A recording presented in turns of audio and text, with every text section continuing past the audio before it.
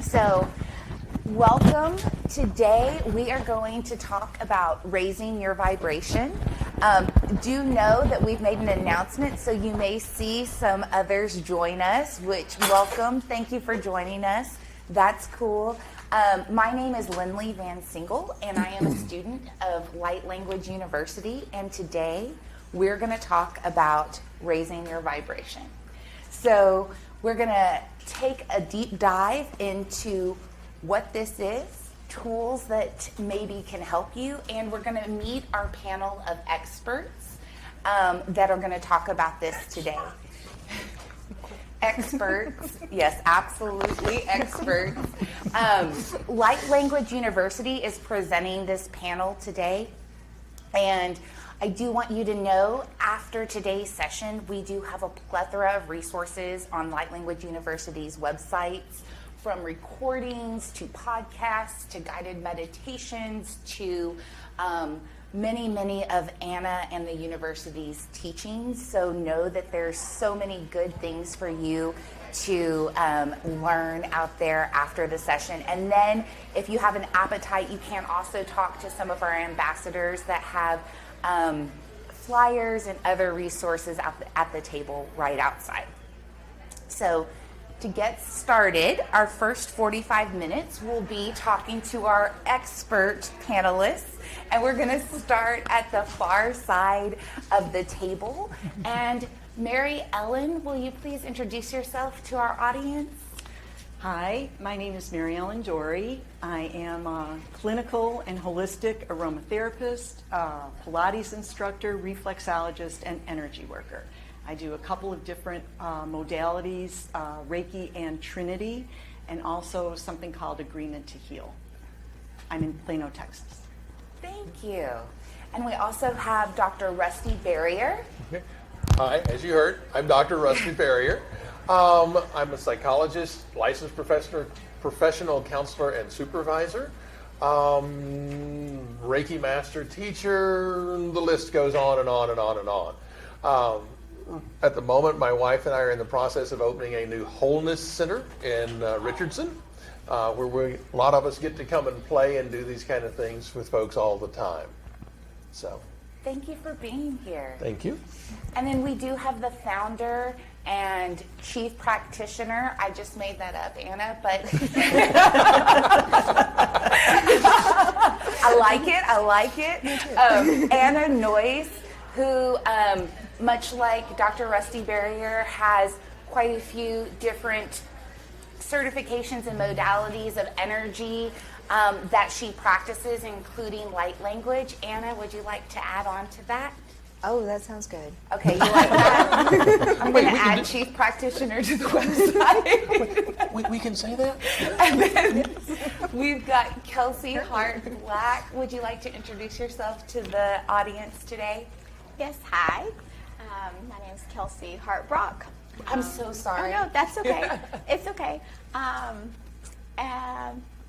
My given name was Hart growing up, and I'm really a person that loves to live a wholehearted life.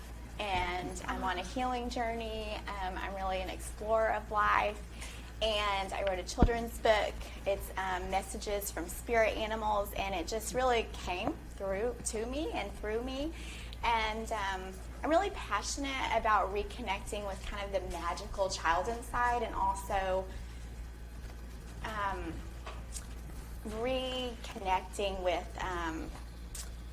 that part, and also healing, like whatever is needed for that part to kind of feel like it's safe and it's okay to be here, and then see what kind of gifts want to come from that. Thank you, Kelsey Hart Brock. And we look forward to your unique perspective. I think if you've been around this weekend, specifically looking at children and working with energy is a hot topic. So we look forward to hearing your perspective today. And then we've got Dr. Paul Hubbard. We've been through this. So I did practice saying all the names, but then the vibe raised, which we're going to talk about, got energy drunk, and it just went off. It just all went out the window. So, Dr. Paul Hubbard, welcome. Would you like to introduce yourself to our audience? Yes, again, I am Dr. Paul Hubbard, and my doctorate is in psychology. I've done counseling for many years, and I'm a Reiki master. I have certifications in energy healing work that I don't even remember what they are. And my passion today is about working with sound and the healing power of sound, the vibrational raising essence and energy of sound. And I've created, as of around 2000, a program which is known as holographic sound healing, and that's where my greatest focus is now. Thank you so much. You're welcome. So let's jump in. I think that most of us have heard good vibes only, raise the vibe. Today, talking about raising your vibration, I'd like to ask the panel, what does raise your vibration mean to you? And we're going to start with Mary Ellen, and I'd love to hear all of your thoughts. So I think about vibration. Everything has a vibration, and when you are in alignment with a particular person's vibration, or it can be a plant, an animal, a dress, whatever, when you connect energetically with someone or something, it either brings you a feeling of comfort or knowing, or it gives you the feeling of, I got to run away now. And you can raise your vibration with food. They talk about, you often hear people say, eat from the rainbow, because the wisdom behind that is that the energetics of the plants, the colors of the plants, really bring you an elevated vibration. So, the eating of processed foods as an example of poor vibration or low vibration. Processed foods are really low vibration. And so that's just one example. Since I'm an aromatherapist, I have a real affinity for plants. The morphology is the study of plants, and every plant part is distilled, and each distillation of those plant parts to create an essential oil provides with it some specific characteristics. So, for example, a plant that is produced from the roots will give you a feeling of anchorage and support. And if you're feeling unsupported, if you're feeling unsafe or ungrounded, if you're recovering from trauma, I would go to plants like vetiver, angelica, ginger, ply, those kinds of plants. If you are dealing with change management, if you're relocating either physically or emotionally, I would go to a seed plant, something that was distilled from the seeds, because the seeds are all about nourishment, and they're about, you think of a seed and it disperses. And it also creates dormancy when there's unfavorable conditions for the plant. And so if you are needing transformational energy, I would use things like carrot seed or cardamom or nutmeg or fennel. The trunk or the bark of plants, the outermost layers of the plant, of the tree, but it can also be branches of a bush as well. Those are related to skeletal support. So if you are needing growth or biomechanical support, you need protection, or you feel very vulnerable, that's when I would go to sandalwood, siam wood, palo santo, agarwood, all those things that are distilled from those roots or the heartwood of the tree. And leaf, grass, and needles are all about expansion. So if you think about what a leaf does, right? It's like photosynthesis, it's plant alchemy in action. and it's about respiration and transportation. So in those situations, when you need help with respiration concerns, respiratory issues, you have to integrate new information, especially emotionally, and you need some transformation or expansion, that's when I go to essential oils like patchouli, eucalyptus, pinyon pine, geranium. There's lots of them. The flowers are the magical and sacred plants part. And they're the first mandala, right? Think of a rose. That's your mandala right there. So that's the reproductive system. They're the pollinators, and I use them when you need unconditional love, acceptance of self, unconditional love for yourself, and connection to others. So oils like jasmine, neroli, rose, lavender, helichrysum, clove bud. Clove bud is very interesting because if you have a broken heart, clove bud actually numbs that broken heart. Fruits and berries act very much like the flowers. They protect, the fruits protect the seeds. And when people need purification, cleansing, releasing, especially emotionally, protection, or a sense of hopelessness, they're despondent or disconnected, that's when I go to things like black pepper and mastic, pimento berry, and juniper berry. Juniper berry is very interesting because I learned it as being the roto-rooter of all the essential oils. Whenever you need to really get in and clean something, that's when I go to juniper berry. So what I do for all my practitioner friends is I make them a little blend for their aura protection. And myself, in between clients, I just do my aura with the juniper berry. Thank you so much, Mary Ellen. So that's some real... Can I just finish one more, and then I promise I'll stop? Okay, and finally, resins. And resins are the blood of the tree. So that's frankincense, myrrh, opoponyx, which is sweet myrrh. So that really protects the plant and heals it, and it's especially great for psychic trauma. I'm done. No, thank you for sharing. Those are some real tools that you can use to raise your vibration. So yeah. I really appreciate that. So for Dr. Rusty Barrier, I would love for you to tell us your thoughts on what does it mean to raise your vibration? For me, raising your vibration, we're all vibration all the time. That's all we are. That's all any of this is. All right. So it's about really finding those things that uplift you. And I want you to hear this. Whether you are high vibe, low vibe, this is not a judgment. It's more of a recognition of where you are in that moment. Right? To raise your vibe means to do those things which are empowering to you. Kind of like Mary said, though, that you know when you walk into a room whether the vibe is high or not. I kind of call that the yum yuck test. If I walk in and go yum, yeah, I know what the energy is, and I go yuck, I'm out of there.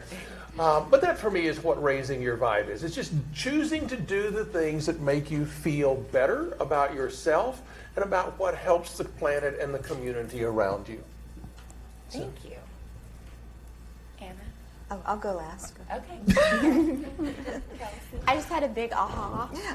And my big aha was that I just have this little hint around like the idea of raising your vibration, partly because, like what Rusty said, like there's not a good or a bad. And when we put something on a spectrum in duality, like we kind of tend as humans to assign that good or bad. And so for me, I would choose to call it attunement. So how do we attune our vibration? And attunement is going to be a little different for each person depending on where they are and what's going on in their life at that time and what they need.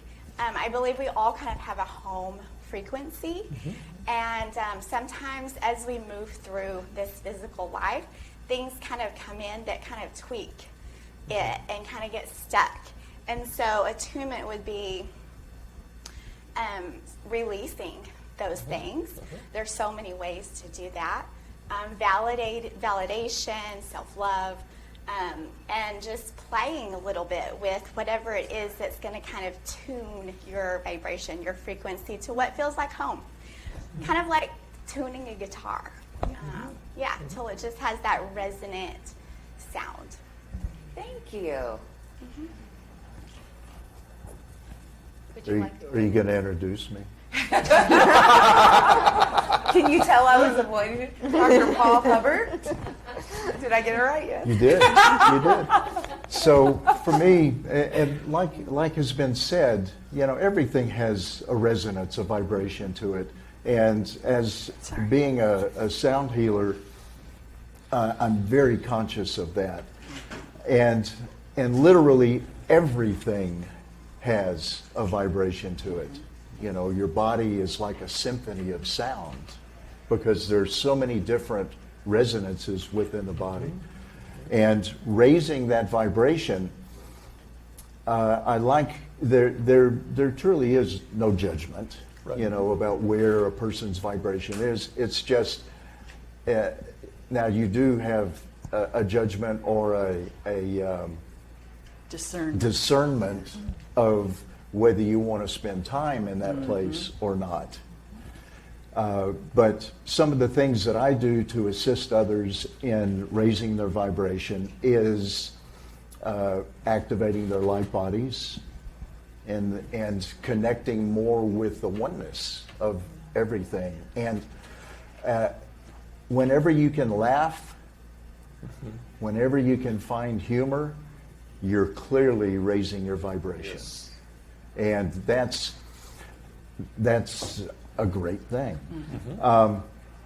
My guides, they have shared with me about mastery of our experience here on Earth or in the third dimension.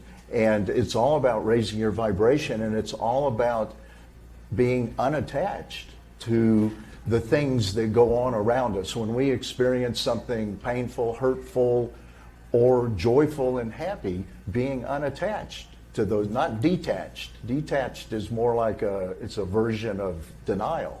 And so it's being unattached, feeling and experiencing, but not holding on to it and making it part of our baggage, because we've got plenty of that already.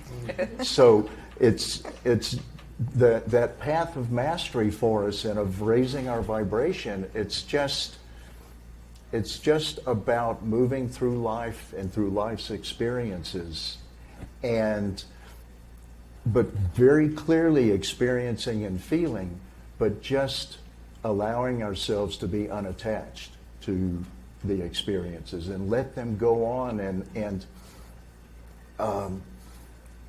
process them in whatever way we need to be able to move and be clear with them. And then we move into that place of expanding our consciousness, and expanding our consciousness is a raising of our vibration. So there.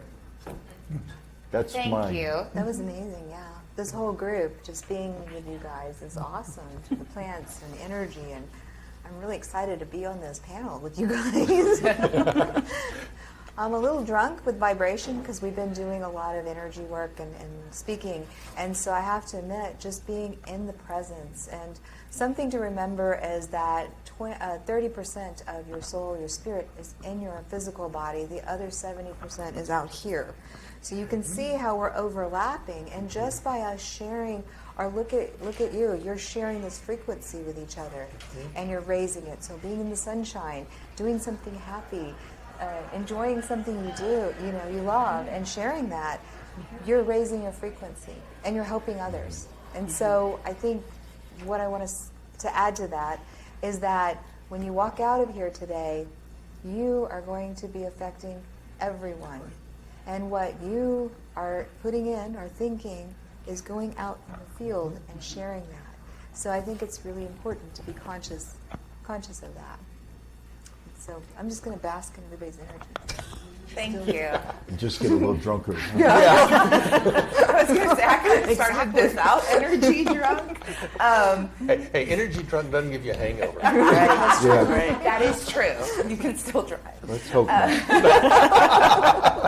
So Mary Ellen actually kick-started my next topic, which was how can I raise my vibration, right? And you each have so many different tools and modalities. I didn't get to take notes, but I did write about resin from you because I think that that's just one of the many tools. So if we're asking how can I raise my vibration, can I have each of you give a few tips or thoughts on that?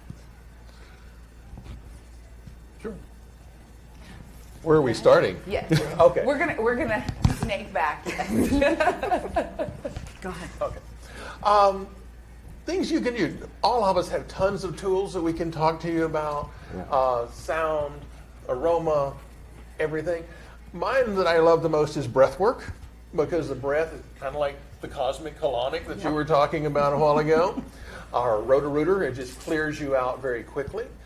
But there's some very simple tools that you can use every day to raise your vibration, and more importantly, to hold the vibration once you raise it. All right? It's not that difficult to raise a little bit. It is relatively difficult to stay there in the third dimension. But the very best for me is called gratitude. So when you wake up every morning, you look around, what are the things that I am grateful for in my life? You know, some days, I'll admit, you may have to look a little harder than others. But it starts with your thoughts in maintaining your vibe. What are you putting into this thing? Are you watching the news? Are you reading all the garbage on the internet? What are you putting into your mind?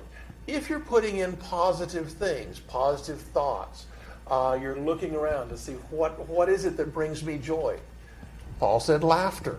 When you find something that makes you laugh, you're holding your vibe and raising it higher. So for me, those are some of the very simple things that can be used aside from the tools that we'll be talking about as well. Mine is light. I work with light energy as Light Language University, but everything is light. Everything's sound, everything's vibration. So it's all a conglomerate of everything. But if you, and I hear a lot of people, how many light workers do we have in here? And so we have, okay, thank you. Because it's true. We actually, every one of you is a light worker. Every one of you is connected. And every one of you have the ability. And how many clairvoyants do we have?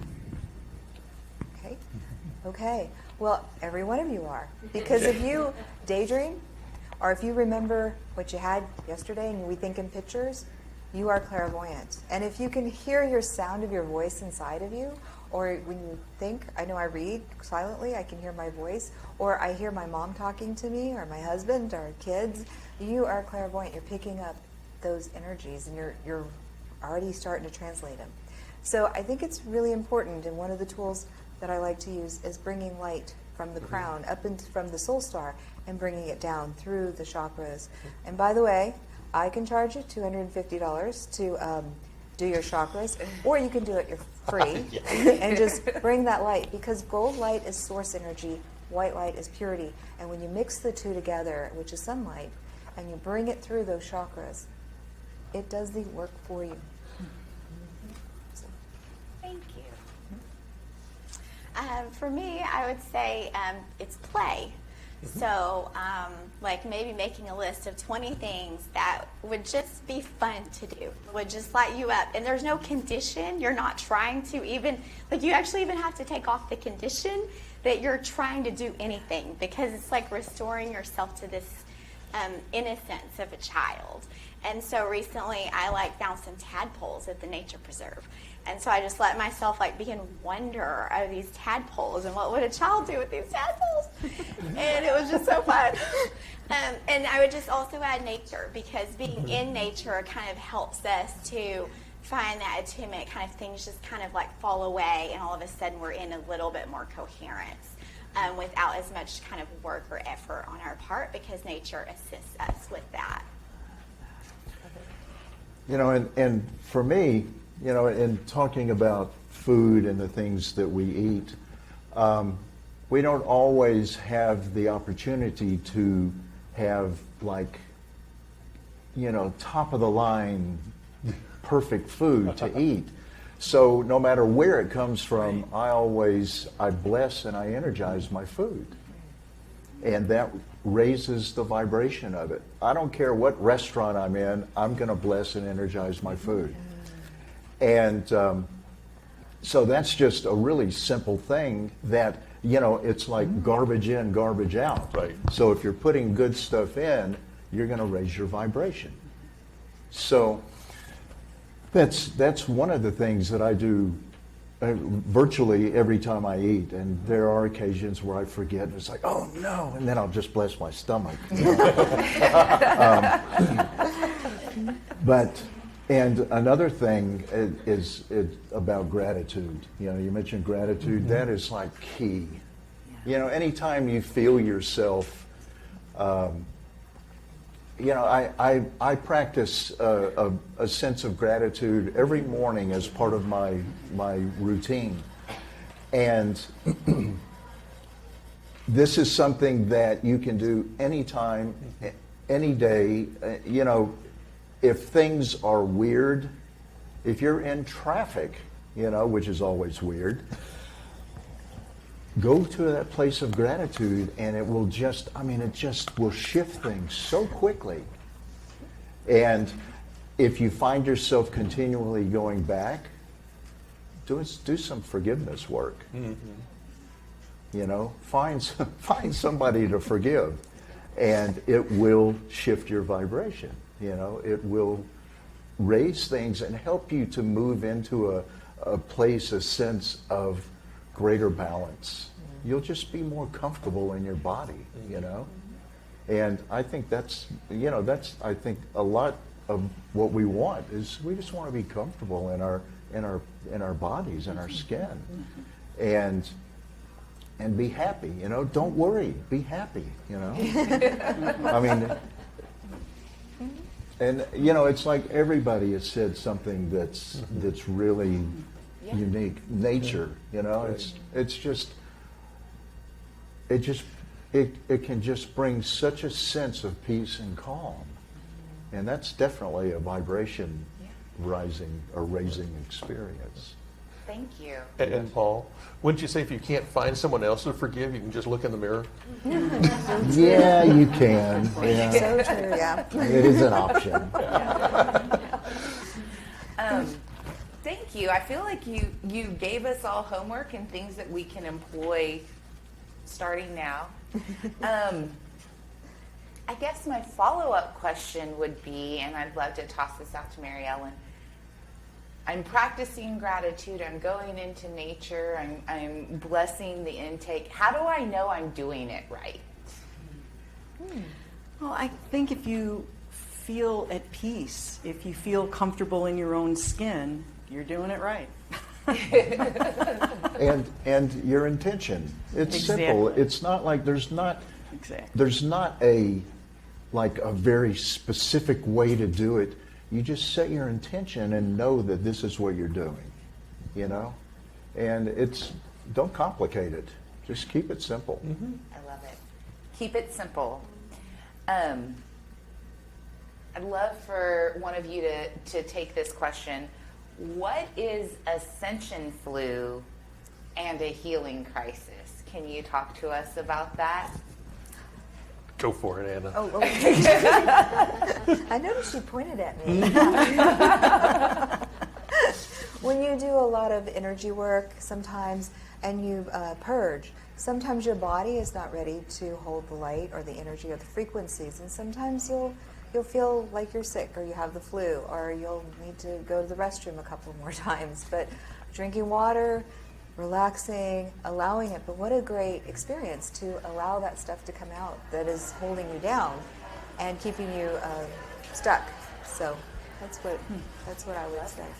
And healing crisis, for me, when when you're having work done on you, for instance, and working in a specific area, if the whole system isn't taken care of in that process, and let's say you're having work done on your liver, but your digestive and intestines aren't being attended to as well, then the liver dumps a bunch of stuff into the rest of your body, and all of a sudden it goes into chaos because it's not ready for it. And so whenever you're getting work done, it's really important that the person doing it is attending to your entire body system. And that helps to avoid a healing crisis. Right. For me, a healing crisis is really just a rebalancing a lot of times of your system. You've brought the vibe up, you've brought the light in, whatever. And as Paul said, you might have an area that you didn't realize it was hitting, actually. And so that issue comes up. Really, sometimes they happen, they don't have to. No, they You know, don't. they don't have to. I always say with ease and grace. Yes. Yes. Yeah. Yeah. Yeah. You know, I've done those healing crises. I don't like them. I No. prefer not to. I've had some dramatic We do. ones. I don't like them either. That's called ascension. I like it. I like You it. can call it whatever you like. I don't like it. Ascension too can be easy. Yeah, exactly. Ease and grace. So you've each practiced, aided in healing, raising the vibration, whether it's children, adults, people. I would love to hear a story that you've had with yourself or others that you witnessed, or what it looked like to see someone raise their vibration, and what that looks, feels like, and what the results can be. And I'm going to start with Kelsey, and we'll hop around. Okay. So I actually started a learning community 3 years ago, and we had 30 kids, ages 4 through 18. And there was, I worked with the younger kids, and there was one little boy, and he had a lot of energy, a lot of emotional energy sometimes. And sometimes, you know, as you know, like kids get into it and they play really well, or they don't. And it brings up a lot of stuff. So this little boy comes to me, and he was really upset. And I just really dropped in, and I was there with him, and I just kind of like, first of all, I listened, and I then validated, and I gave it back to him. So I might say something like, you know, I hear you're really, this is what happened. And then he would say, yeah. And I'd say, well, you know, do you know what you're feeling? And he might say, I'll just give you an example. He was like, I feel angry. And I'm like, well, do you know where that is in your body? It's in my heart. And I say, well, what does your heart need? And he stops, and he like takes a breath, and then he's like, and then he just leaves. Because like, it just needs to go and like play with somebody else. And it was like, he literally had this transformation just right there, but he needed to be validated. He needs to be heard and just acknowledge that this is safe for you to be just where you are in this moment. And so I've taken that recently into my own self-care practice, and I just started to where if I'm having emotions or there's something really going on and I'm not quite sure how to address it, I've started just finding my own eyes in a mirror.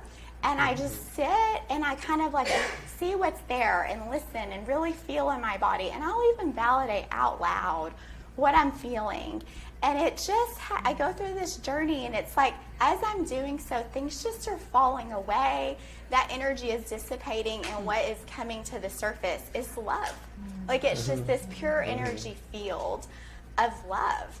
And then like ideas come and possibilities, and everything kind of gets attuned in that way. And also detachment happens in a healthy way.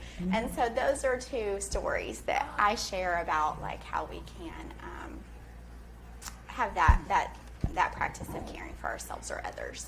Thank you so much. You're welcome.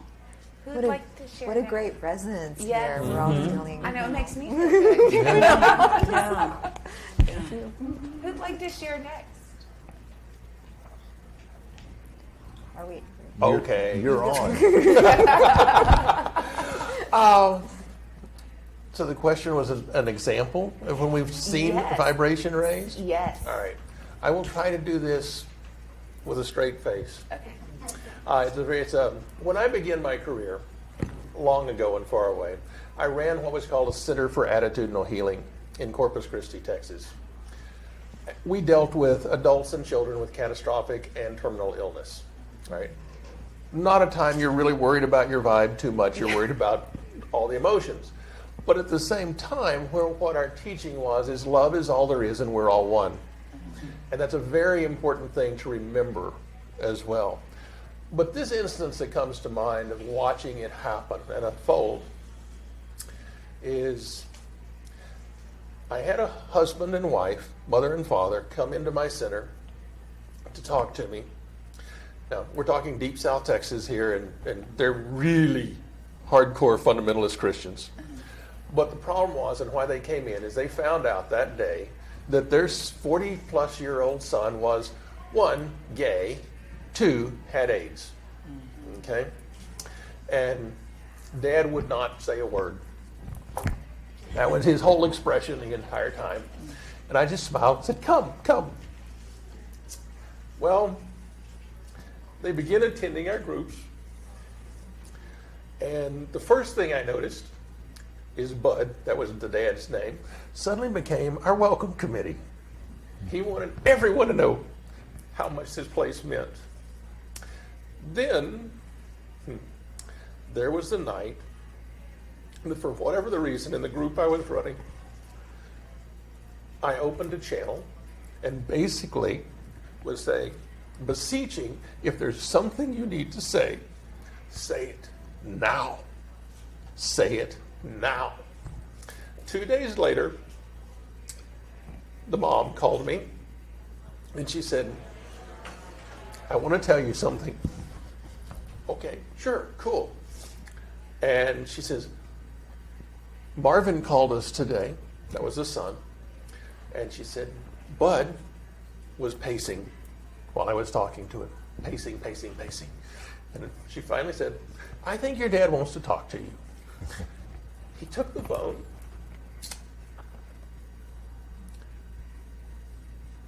And for the first time in 40 plus years, this young man heard from his father, I love you and I accept you. That is raising your vibe. When you can go from judgment to love, that is raising your vibe. That's what it's about, folks. Love, love, love. Yourself, everyone, everything. You are a part of it all. All of it is part of you. So, there's my story. Thank you. Wow. No one's going to want to go after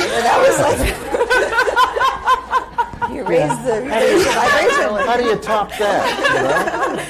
Thank you for the tears. Like I said, I would be trying to do it with a straight face. I'm going to go just a little differently, which is Please. true. Yesterday, we had a past life class, and people were learning how to access their past life. And my staff's like, well, that's so easy. But we went ahead and put it together. And it was interesting because the people who came didn't understand that they were clairvoyant, they were clairaudient, and all of a sudden we just had a quick little talk, and then I said, okay, let's go, and I led them through the exercise. Well, 10 minutes is all I gave them. Within 10 minutes, 8 minutes, all of their eyes pop open. 1, 2, 3, I was just going, oh, okay, I guess something happened. So we finish, and I ask them, well, what happened? Well, not only did they have past lives, they went past, present, parallel, and future, and they had like 6 or 7. So we were having these conversations, they were validating each other, and the energy was this aha moment, oh my gosh, we're connected. We're connected. We can do this. This is natural. And I'm like, yeah, that's natural. It was a great experience in the room. Love that. You know, typically I live in Austin, and I'll do 1 or 2 sound healing meditations a month when I'm there, if I'm not traveling. And it's always, it thrills me every time, even though it's, but I'll have people come up to me and say, God, I have never been able to meditate before, or I've never been able to drop in and just really get there. And all of a sudden, it's like, and I do a specific, I use crystal bowls and vocals and stuff like that. But they would just, and to see them light up because they were actually able to meditate for once, or get in without, without trauma, trying to get there.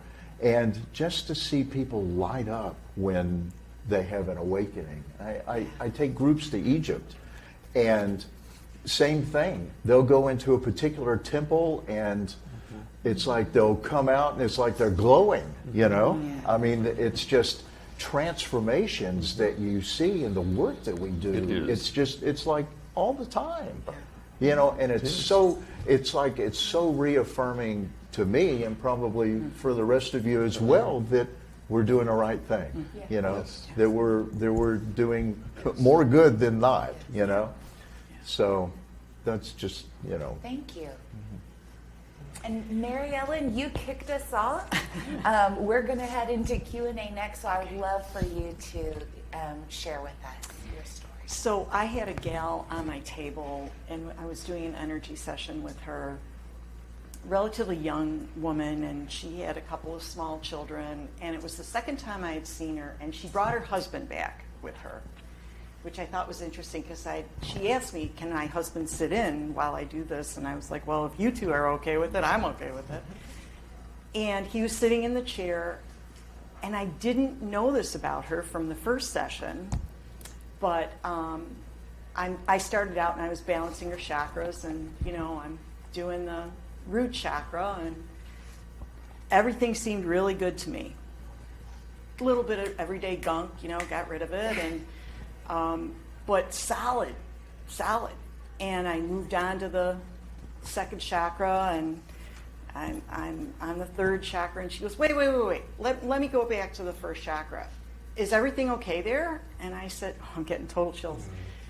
And I said, yeah. Why? What? She goes, are you sure? And I was like, yeah.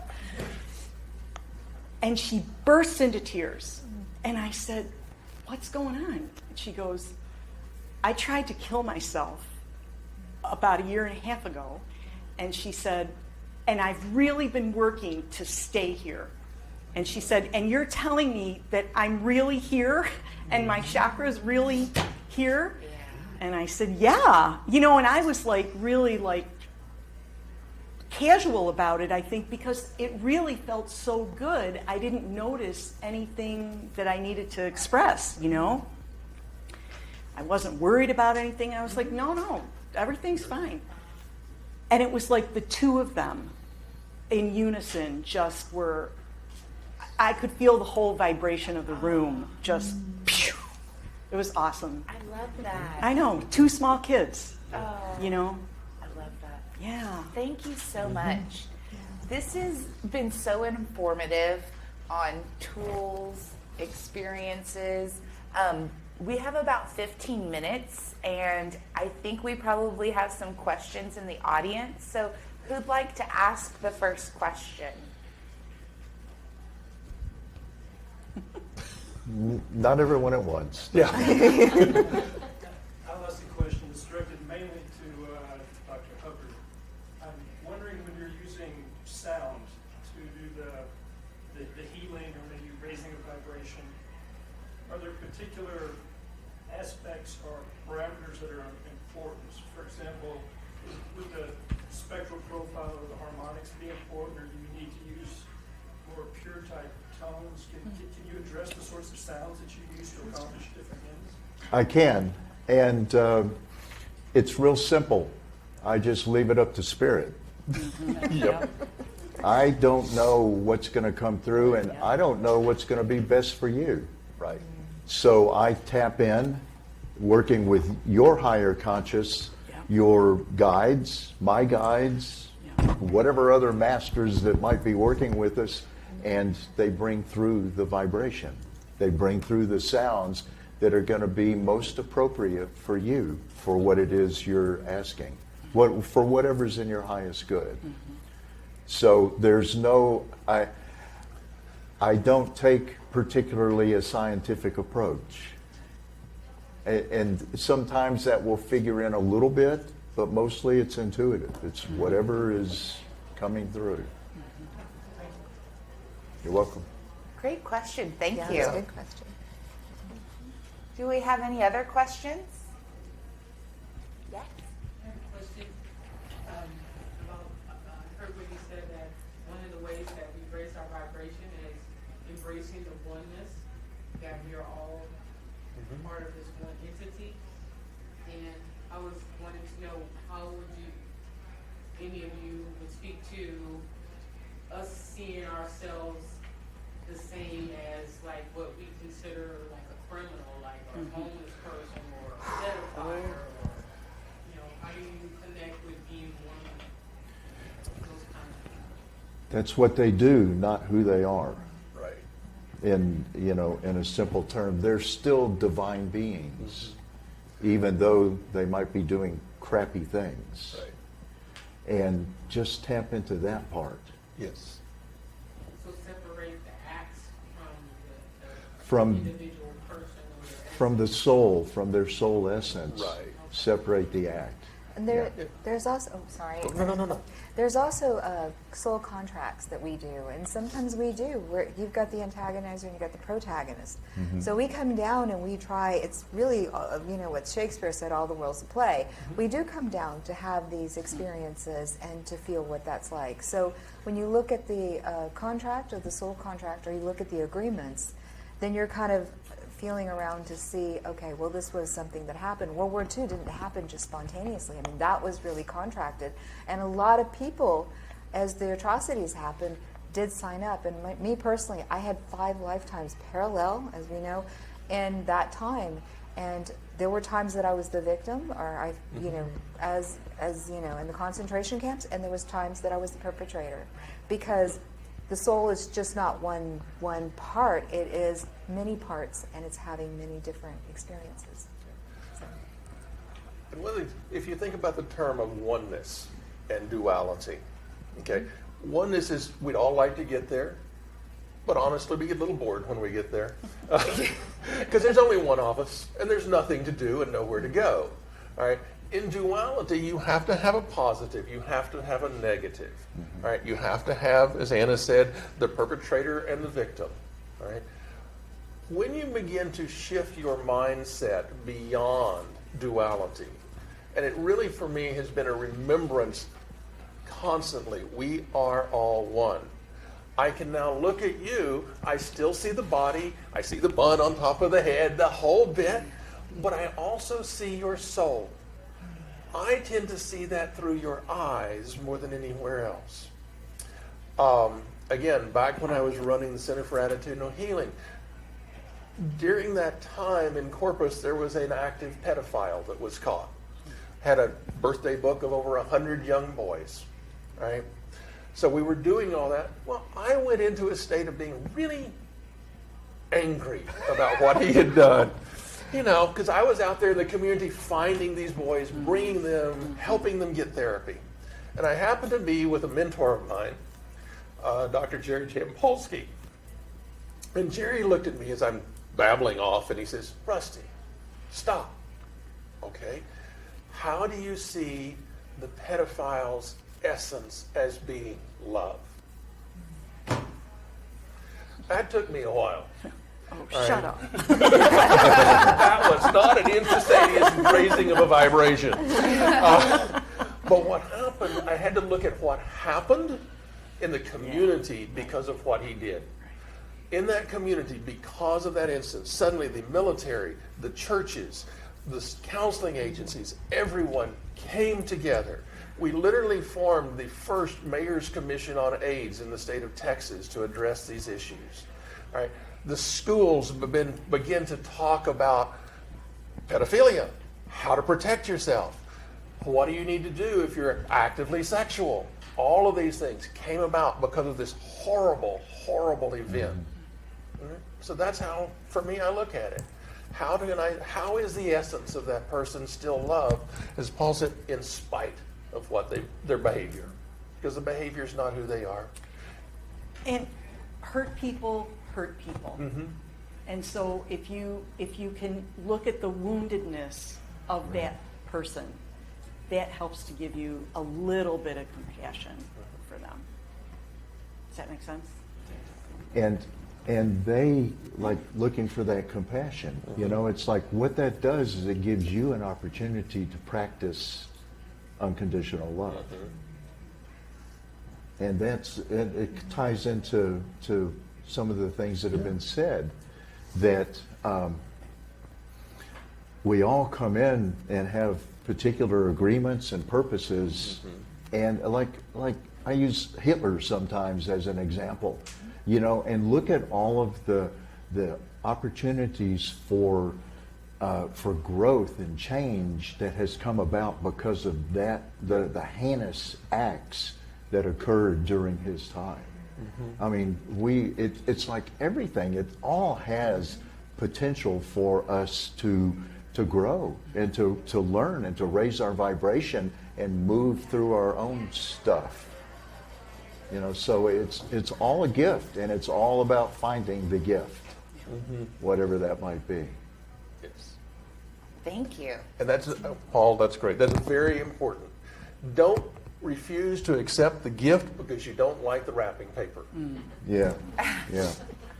Yeah, just because it's in a paper bag. Yeah. You know, Or sometimes use toilet paper. or, yeah. Thank you. Such a good question. Do we have any other questions?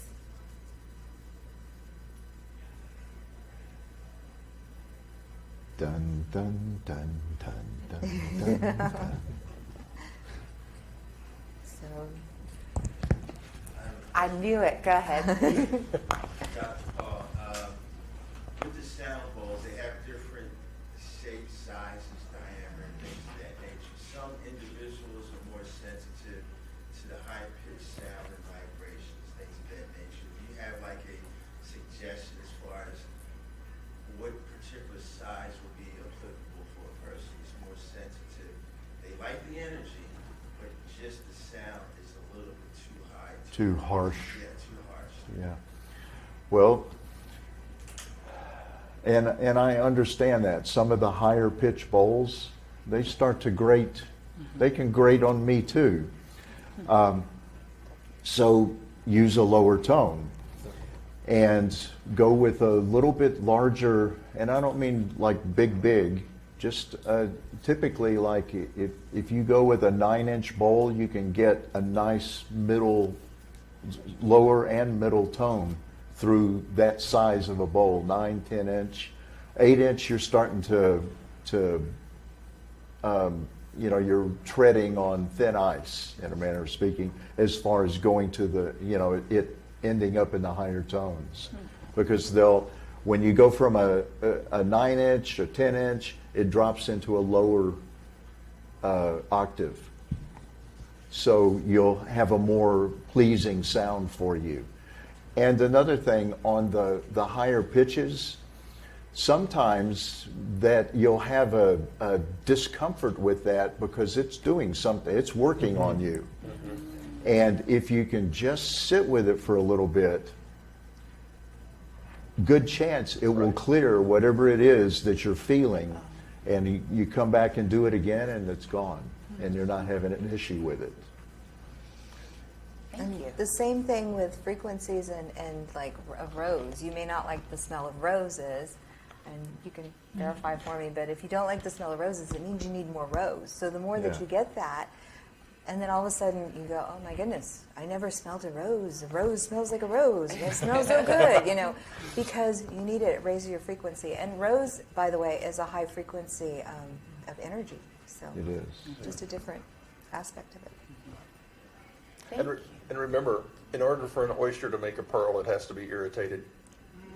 Say that again. In order for an oyster to make a pearl, it has to be irritated. It's that grain of sand that gets in the oyster that it builds a pearl out of. It's true. You are so wise. Please tell my wife that. I will. Thank you. Do we have any more questions? Thank you for your question. Yes, thank you. All right, so we're going to end today's panel. Feel free to come forward, talk to our panelists, and do know that we have resources both outside this door and then at Light Language University's website. We're on Facebook, we're on Instagram, lots of things for you to go out and better learn. But before we end, love to give a big round of applause to our panelists today. Thank you so much. And y'all have a great day. Thank you.